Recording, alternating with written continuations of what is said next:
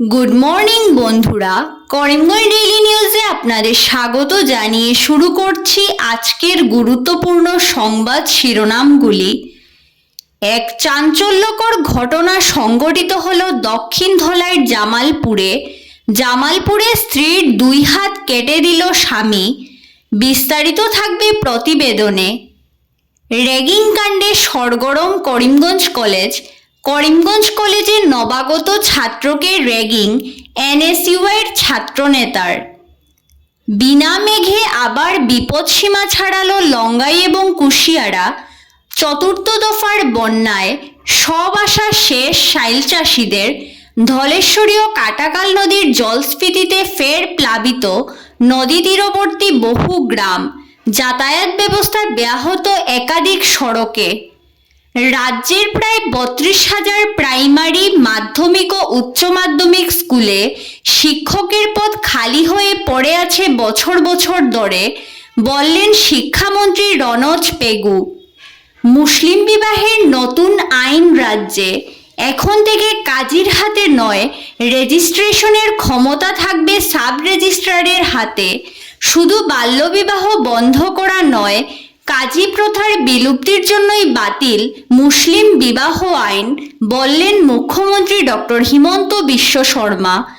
পরিবহনের নামে 19 লক্ষ টাকার রড চুরি, পুলিশের জালে গ্রেফতার 2 জন।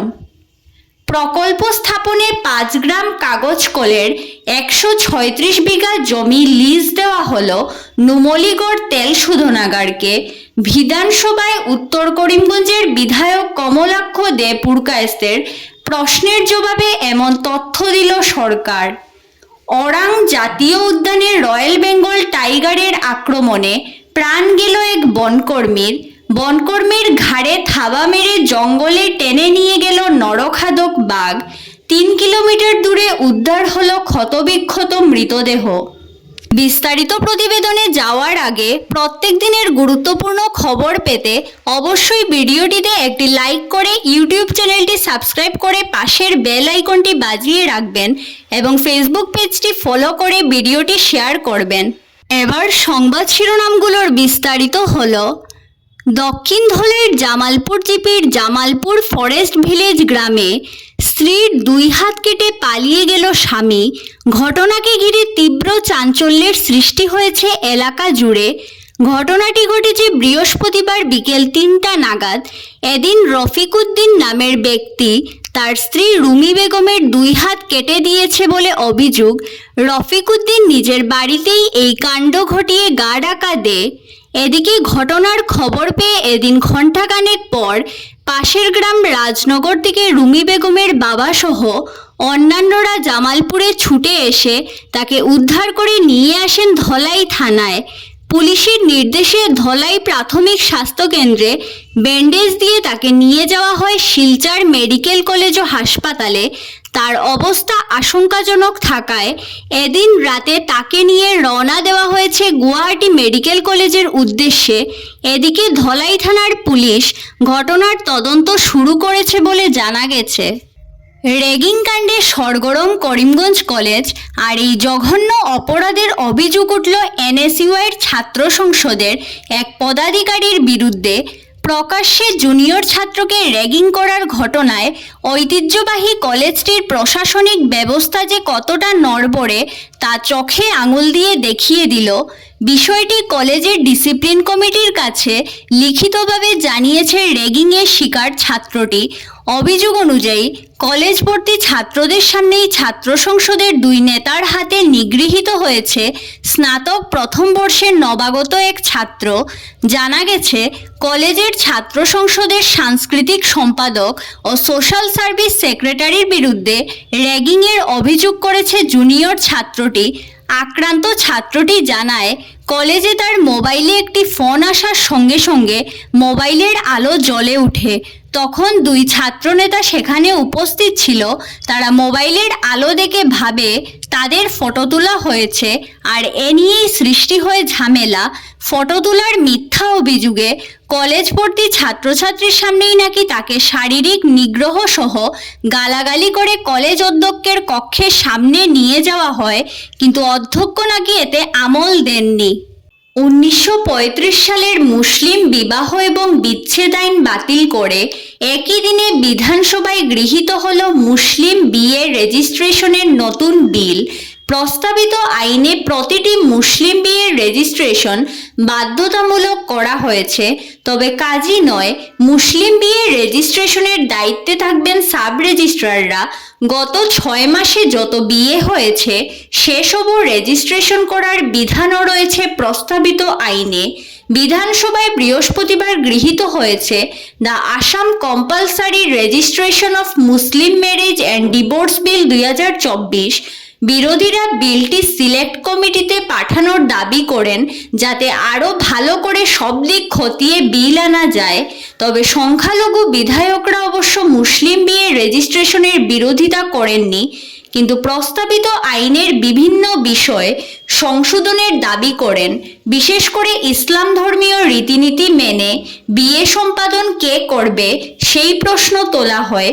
পরোক্ষে মুসলিম বিয়ের রীতিনীতিতে হস্তক্ষেপ করার অভিযোগও আনা হয় বিধানসভায়। লঙ্গাই ও সিংলা নদীর জল বিপদসীমার উপরে বইছে। কুশিয়ারা নদীর জল বিপদসীমার কাছাকাছি পৌঁছেছে। কুশিয়ারার জল এখনও বাড়ছে। লঙ্গাই নদীতে মারাত্মক জলস্ফীতি দেখা দেওয়ায় একাধিক জায়গায় ভাঙা বাঁধ দিয়ে প্রবল বেগে জনপদে জল ঢুকে বিস্তীর্ণ এলাকা প্লাবিত করেছে। চতুর্থ দফায় বিধ্বংসী বন্যায় কৃষিক্ষেত্রে সর্বনাশ করে দিয়েছে। হাজার হাজার হেক্টর কৃষি জমি জলের তলায় চলে যাওয়ায় মাথায় হাত পড়েছে চাষিদের। ভাদ্র মাসের সর্বনাশা বন্যার জল কবে নামবে তার কোনো নিশ্চয়তা নেই। দুর্যোগপূর্ণ পরিস্থিতিতে এবছর শাইলক্ষেত মার খাওয়ার সম্ভাবনা প্রবল, আশঙ্কা ব্যক্ত করেছেন অধিকাংশ চাষিরা। এদিকে হাইলাকান্দি জেলায় বৃহস্পতিবার দিনভর কাঠফাটা রোদের মধ্যেও জেলার 20টিরও অধিক নদী তীরবর্তী গ্রাম চতুর্থবারের মতো বন্যার কবলে পড়ল, যার ফলে ওইসব গ্রামের স্বাভাবিক জনজীবন ব্যাহত হয়ে পড়েছে। আকস্মিক বন্যার ফলে লালাছড়া ভিলাইপুর পূর্ত সড়কের বিভিন্ন জায়গা প্লাবিত হয়ে যোগাযোগ বিচ্ছিন্ন হয়ে পড়েছে। গত 3 মাসে এ নিয়ে চতুর্থবারের মতো বন্যার কবলে পড়ল হাইলাকান্দি জেলা। রাজ্যের বহু প্রাইমারি, মাধ্যমিক ও উচ্চ মাধ্যমিক স্কুলে শিক্ষকের পদ খালি হয়ে পড়ে আছে বছর বছর ধরে। এছাড়াও বহু স্কুল চলছে মাত্র 1 থেকে 2 জন শিক্ষক দিয়েই। স্মার্ট শ্রেণী থাকা বহু স্কুলেই নেই ইন্টারনেট সার্ভিস, নেই বিদ্যুৎ পরিষেবা। বিধানসভায় এ সংক্রান্ত বিষয়ে বিধায়ক রেকিবউদ্দিন আহমেদের প্রশ্নের উত্তরে শিক্ষামন্ত্রী রনজ পেগু জানান, রাজ্যে মাধ্যমিক ও উচ্চ মাধ্যমিক স্কুলে শিক্ষক কর্মচারীর পদ আছে 96,170টি, যার বিপরীতে 32,641টি শিক্ষক কর্মচারীর পদ খালি। কলেজে 966টি শিক্ষকেরও 884টি কর্মচারীর পদ খালি। উচ্চ মাধ্যমিক বিদ্যালয়ের কলা শাখায় 8,969টি শিক্ষকের পদ খালি আছে। বিজ্ঞান শাখায় 3,777টি শিক্ষকের পদ খালি। তিনি আরও জানান, রাজ্যের স্মার্ট ক্লাসরুম থাকা 22,588টি প্রাইমারি, মাধ্যমিক ও উচ্চ মাধ্যমিক স্কুলে নেই ইন্টারনেট পরিষেবা। রাজ্যের 61টি প্রাইমারি, মাধ্যমিক ও উচ্চ মাধ্যমিক স্কুলে নেই বিদ্যুৎ সংযোগ। এদিকে বাল্যবিবাহ কাজী প্রথার বিলুপ্তির জন্যই বাতিল মুসলিম বিবাহ আইন, বললেন মুখ্যমন্ত্রী ডক্টর হিমন্ত বিশ্ব শর্মা। শুধু বাল্যবিবাহ বন্ধ করাই নয়, কাজী প্রথা তুলে দেওয়াও মুসলিম ম্যারেজ অ্যান্ড ডিভোর্স অ্যাক্ট বাতিলের অন্যতম উদ্দেশ্য। বিরোধীরা যখন 1935 সালের সেই আইন বাতিলের বিরোধিতা করছেন, তখন বিধানসভায় বৃহস্পতিবার স্পষ্ট করে দিয়েছেন মুখ্যমন্ত্রী, কাজীর মতো বেসরকারি ব্যক্তির হাতে মুসলিম বিয়ের রেজিস্ট্রেশনের ক্ষমতা দেওয়া যায় না। কারণ কাজীর হাতে ক্ষমতা থাকলে বাল্যবিবাহ বন্ধ করা সম্ভব হবে না। তাই 1935 সাল থেকে যা হওয়ার হয়েছে আর নয়, এখন সাব রেজিস্ট্রাররা মুসলিম বিয়ের রেজিস্ট্রেশন করবেন। ধন্যবাদ সবাইকে। আরও নতুন নতুন খবর পেতে করিমগঞ্জ ডেইলি নিউজ পেজটিকে ফলো করে সঙ্গে থাকুন।